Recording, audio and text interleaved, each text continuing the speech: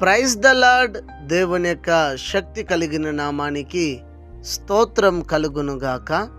ఈరోజు దేవుని యొక్క వాగ్దానము యోబు గ్రంథము 22వ అధ్యాయము 21వ వచనము.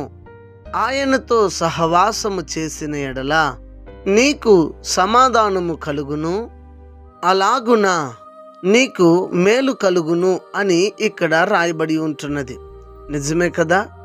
దేవునితో మనము సహవాసం కలిగి ఉన్నప్పుడు మనకు మొట్టమొదటిగా లభించేది సమాధానము, రెండవదిగా మేలు అన్నది మనకు లభిస్తాయి.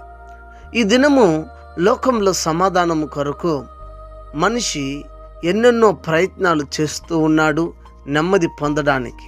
కానీ మనిషి సమాధానం పొందడం కోసం ప్రయాసపడుతున్నాడే కానీ దేవునితో సహవాసం కలిగి ఉంటే సమాధానాన్ని పొందుకుంటామన్న సత్యాన్ని ఎరుగక మనుషులు ప్రయాసపడుతున్నారు.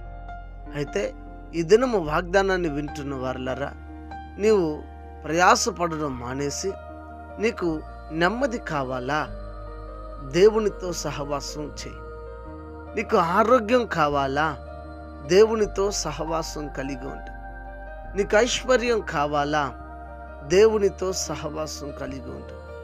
నీకు ఏది కావాలన్నా దేవునితో సహవాసం కలిగి ఉన్న ప్రతి వ్యక్తికి దేవుడు సమాధానాన్ని, మేలు చేత వారిని నింపి ఆశీర్వదించి వారిని తృప్తిపరిచే దేవుడు నేను ప్రకటిస్తున్న దేవుడు. ఆ దేవునితో నీవు సహవాసం చేయాలి. లోకంతో ఫ్రెండ్షిప్ చేస్తే ఈరోజు మంచోడు అన్నవాడు రేపు చెడ్డవాడు అనొచ్చు.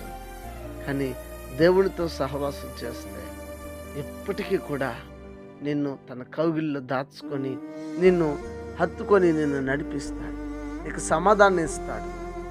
నిన్ను మేలు చేత నింపుతాడు. ఈ లోకంలో ప్రయాసపడడం మానేసి ఈ లోకంలో సమాధానం కోసం, మేలు కోసం ప్రయాసపడడం మానేసి దేవునితో సహవాసం కలిగి ఉండండి. మీ ప్రతి అవసరతలు, మీ ప్రతి అక్కరలు, మీకు ఏదైతే ప్రతి ఒక్కటి కావాలో అవన్నిటిని దేవుడు దయచేస్తాడు. కాబట్టి దేవునితో మీరు సహవాసం కలిగి ఉంటారా? ఉంటానన్న వాళ్ళంతా కలిసి నాతో ప్రార్థన చేస్తారా? ప్రార్థన. పరిశుద్ధుడా, నీ ఘనమగు నామమునకే స్తోత్రాలు. ఈ ఉదయకాల సమయమందు నీతో సహవాసం చేస్తే సమాధానము, మేలుల చేత నింపుతానన్నా.